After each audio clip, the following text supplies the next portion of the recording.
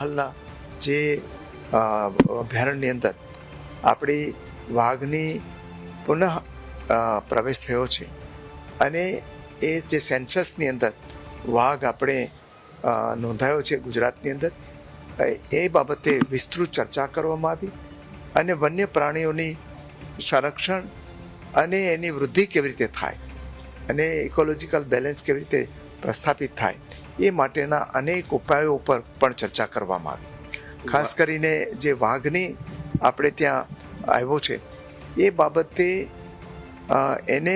સંરક્ષિત કરવા માટે અને વૃદ્ધિ કરવા માટે જે વન વિભાગે જે પગલાં લીધા છે એની વિસ્તૃત ચર્ચા કરીને આપણે જે નેશનલ ટાઈગર કન્ઝર્વેશન ઓથોરિટી છે એની સાથે સંકલનમાં રહીને એણે સૂચવેલા તમામ ઉપાયો અને કાર્યક્રમોનું આગળ વધારી રહ્યા છે અને એ રીતે આપણે આ વાઘ છે એ